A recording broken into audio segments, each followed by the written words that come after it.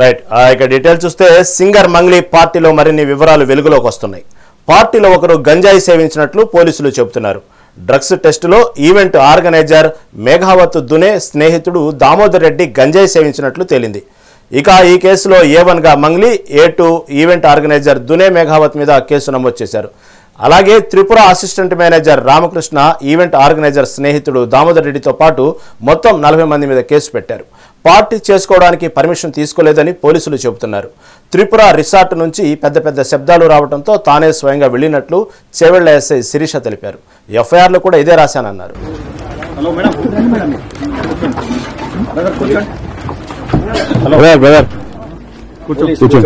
Hello madam.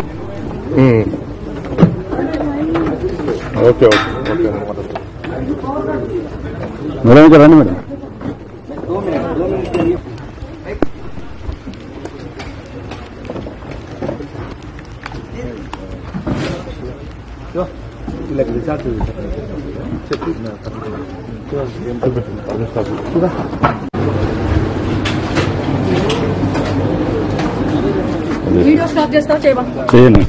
చేయను. నా డ్యూటీకి అడ్డం తెలకండి మీరు. నా డ్యూటీకి నా డ్యూటీ ఎట్లా వస్తారు మీరు? మనకు సినీ నిర్మాత చిట్టుబాబు గారు లైన్ లో ఉన్నారు. చిట్టుబాబు గారు నమస్తే అండి. నమస్తే నమస్తే నమస్తే. చిట్టుబాబు గారు, ఇటు మంగ్లీ ఎవరైతే ఇటు పక్క సింగరు, ఇటు పక్క ఆమె ఒకప్పుడు చిత్రాలు కూడా నటించారు. ఆమె జన్మదిన వేడుకల్లో జరిగినటువంటి ఏదైతే గంజాయి సేవించినట్టు కానివ్వండి, ఇటు విదేశీ మద్యం సేవించినట్లు కూడా వార్తలు వస్తున్నాయి. ఇప్పటికే చేవెళ్ల ఎస్ఐ శిరీష కూడా కేసు నమోదు చేశారు. మరి దీని మీద ఈ విధంగా సెలబ్రిటీలు ప్రతిసారి ఈ విధంగా గతంలో చూస్తే హేమ కానివ్వండి బెంగళూరులో, ఇప్పుడు చూస్తే సింగర్ మంగ్లీ, ఈ విధంగా చూసుకుంటే ఎందుకు సెలబ్రిటీలు బర్త్డే వేడుకలు అంత గ్రాండ్ గా మాదక ద్రవ్యాలతో డ్రగ్స్ తో విధంగా జరుపుకోవటం అంత అవసరం అంటారా? అసలు ఏం జరుగుతుంది ఇండస్ట్రీలో? ఇండస్ట్రీలో అని ప్రత్యేకంగా కాదు, మొత్తం సొసైటీలో తయారైనట్లాగూ ఇవాళ ఈ సినిమా ఇండస్ట్రీ కనుక పాపులర్ పేర్లు కనుక ఇది లైఫ్ లైన్లోకి వస్తే చాలా పేరు రేవ్ పార్టీలు, ఈ పెద్ద పెద్ద బిల్డర్స్ పిల్లలు, కాంట్రాక్టర్స్, పొలిటికల్ వాళ్ళ పిల్లలు, ఎక్కడ చూసినా ఈ రేవ్ పార్టీలు అనేవి ఈ పద్ధతిలో జరుగుతుంది.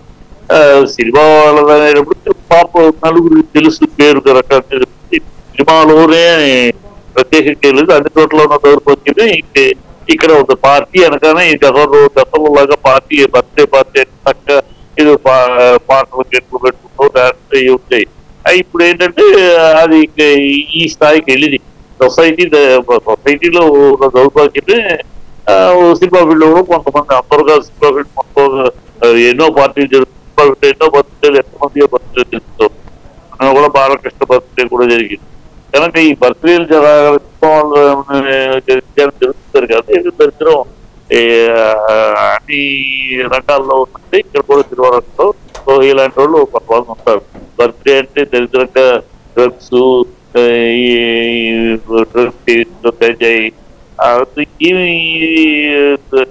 దౌర్భాగ్యమో అర్థం కాదు.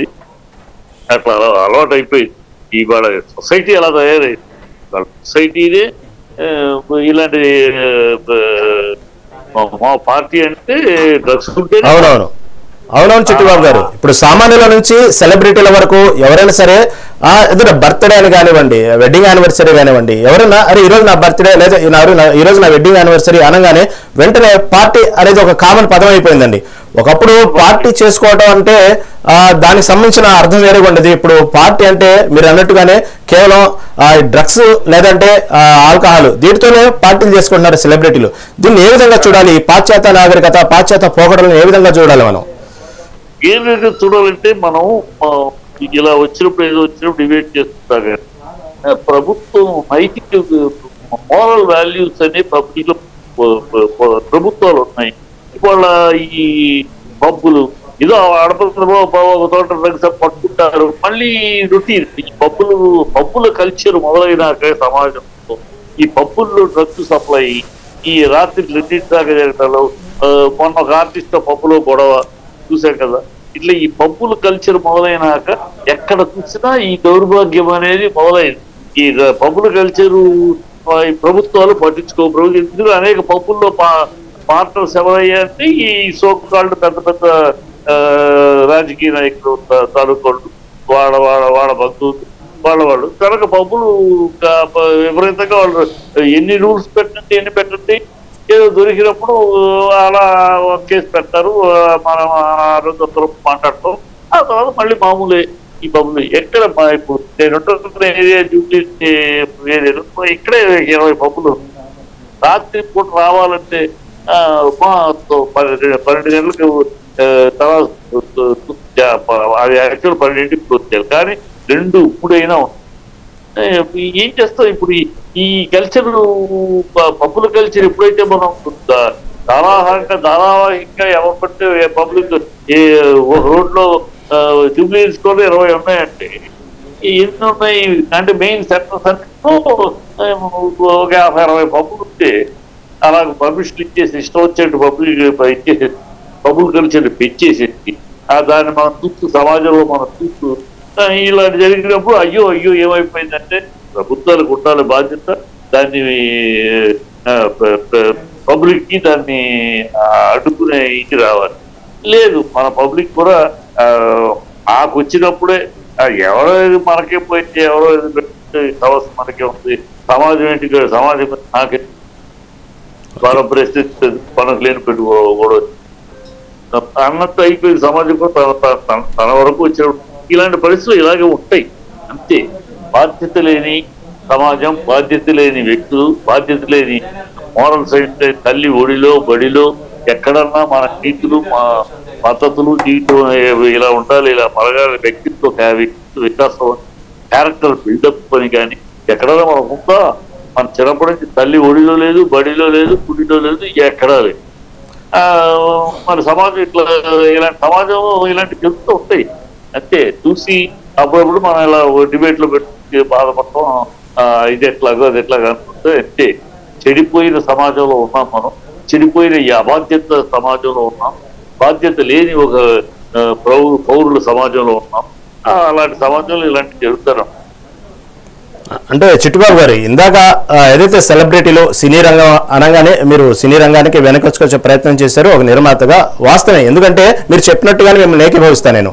ఎందుకంటే సెలబ్రిటీలు కాబట్టి వాళ్ళు చేసిన ప్రతి చిన్న పనిని కూడా భూతార్థంలో చూపించడం లేదా నలుగురికి ఎక్కువగా తెలిసే అవకాశం ఉంది, నేను కాదంటలేదు. కాకపోతే గతంలో తీసుకుంటే ఆ పూరి జగన్నాథ్ సంబంధించిన కానివ్వండి కొంతమంది హీరోలు ఇదే విధంగా డ్రగ్స్ విషయంలో పట్టుబడ్డారు. కాబట్టి ఆ కేసు కొట్టేసి రావటం మనం దాని గురించి మాట్లాడకూడదు ఎక్కువగా.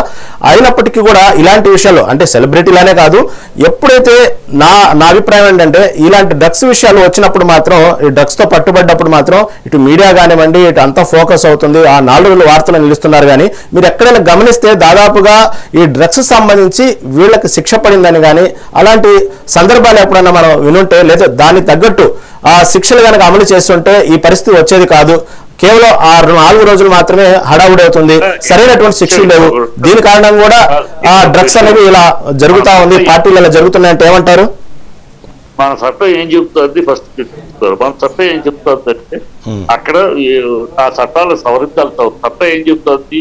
డ్రగ్స్ తీసుకున్నవాడు దోషి కాదు, డ్రగ్స్ అమ్మినవాడు, డ్రగ్స్ స్టాక్ పెట్టుకున్నవాడే దోషి. డ్రగ్స్ తీసుకున్నవాడు బాధితుడు, దోషి కింద కాదు. వాడు బాధితుడు కనుక వాడికి శిక్ష కాదు, వాడికి రీహాబిలిటేషన్ చట్టంలో 4 రోజులు 3 నెలలు ఉంటారు అంతే. చెప్తే వాడిని శిక్షించే అధికారం మన చట్టానికి లేదు. చట్టంలో అది ఉన్న తక్కువ. అందుకనే ఇప్పుడు మొన్న ఎవరు దొరికినా ఎవరి దగ్గర స్టాక్ లేదు, వాళ్ళ అమ్మకం జరిగిన అమ్మినట్టు దాఖలాదు కదా, వాళ్ళనేమి శిక్షించలేదు. వాడు తీసుకున్నారు, దొరికారా, తీసుకుంటే బాధితుడి కింద లెక్క. ఆ చట్టాల్లో ఈ మార్పులు చేయాలి. తీసుకున్నాడు పాపం బాధితుడు, అమ్మినవాడు కొన్నవాడు ఈ చట్టం ఉన్నంతకాలం ఇలా ఎస్కేప్ అవుతుంది. ప్లస్ ఏదో అక్కడ పట్టుకున్నా ఇక్కడ పట్టుకున్నా అంటే ఈ మన డిపార్ట్మెంట్లకి మన అధికారులు ఎక్కడి నుంచి వస్తున్నాయి డ్రగ్స్? అడపా నైజీరియా నుంచి ఎవడో ఒకటి పట్టుకున్నాం, ఇంకెవడో పట్టుకున్నాం, మళ్ళీ 6 నెలల తర్వాత ఎక్కడి నుంచి మూవ్మెంట్ ఎక్కడ వస్తుంది? ఈ సప్లై డ్రగ్స్ ఎక్కడి నుంచి వస్తున్నాయి? ఎక్కడ బాంబేకి ఎక్కడి నుంచి బాంబేకి వస్తున్నాయి? బాంబే నుంచి ఎట్లా గోవా వస్తున్నాయి? ఎక్కడి నుంచి బెంగళూరు ఎలా వస్తుంది? బెంగళూరు నుంచి హైదరాబాద్కి ఎట్లా వస్తున్నాయి? ఈ రూట్ ఎక్కడ తెలీదా మన అధికారులకు? తెలుసు. ఎందుకు మనము నెల్లూరు ఇన్ని ఇవాళ కాదు కదా, 10 సంవత్సరాలుగా వింటానే ఉన్నాం కదా డ్రగ్స్ అనేది. ఎక్కడ గంజాయి పండిస్తున్న ప్రదేశాలు కూడా తెలుసు. అప్పుడు వెళ్ళేసి ఒకసారి కాల్ చేస్తారు, మళ్ళీ తర్వాత అక్కడే పండుతూ ఉంటాయి గంజాయి పండిస్తున్న పొలాలు ఎక్కడో తెలుసు. ఎందుకు జరగట్లా? ఇది పెద్ద మాఫియా. ఈ డ్రగ్స్ సరఫరా అనేది పెద్ద మాఫియా. ISI లాంటి సంస్థలకి ఆదాయమే ఈ డ్రగ్స్.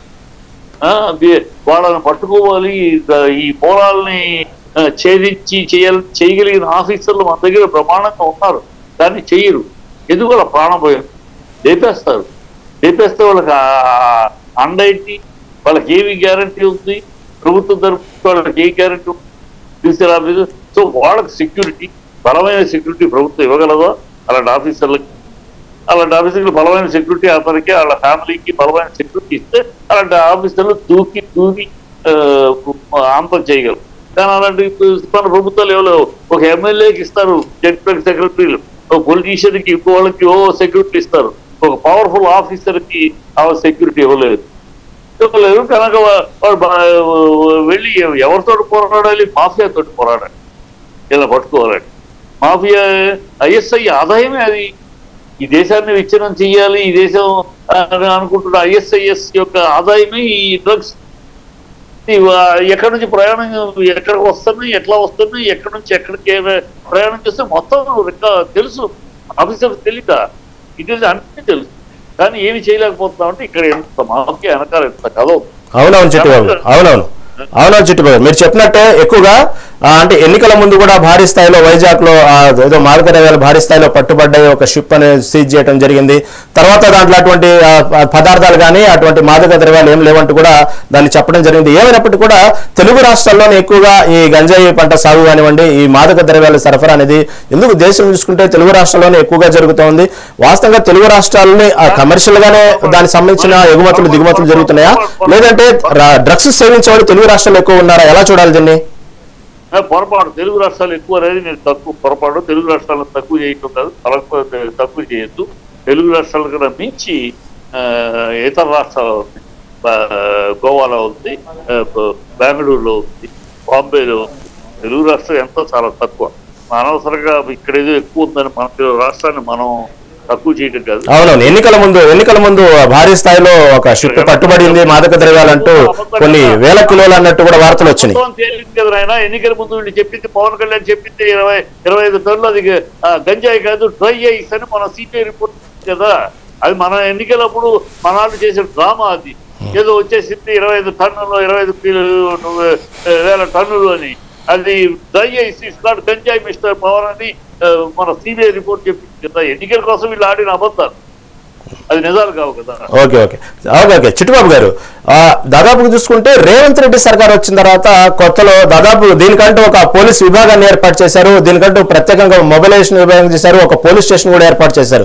ఈ డ్రగ్స్ మీద చాలా యుద్ధ ప్రాతిపదికన చాలా సీరియస్ గా రేవంత్ రెడ్డి సర్కారు మొదట్లో తీసుకుంది.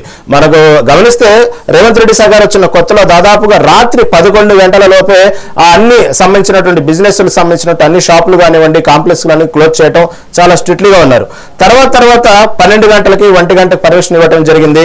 ఆ తర్వాత మళ్ళీ మీరు చెప్పినట్టుగానే పబ్ కల్చర్ మళ్ళీ మళ్ళీ దాదాపుగా 12-1 గంటల వరకు జరగడం, వీకెండ్స్ లో మళ్ళీ యథాప్రాపణగా జరిగింది.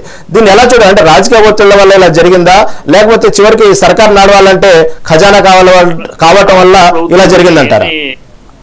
ఖచ్చితుడు చర్యలేమ్మా.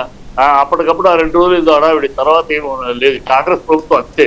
కాంగ్రెస్ ప్రభుత్వం ఉన్న హడావిడి చేయటం, ఖండితుడు చర్యలు తప్పితే నిజాయితీ నిబద్ధతతో ఉండదు. ఉన్న రేవంత్ రెడ్డి చేసేసి మనం నమ్మితే భ్రమ. 2 రోజులు ఏదో హడావిడి ఖండితుడు చర్య, తర్వాత ఇంకే ఉండదు. ఆ తర్వాత మూటలో వచ్చేస్తే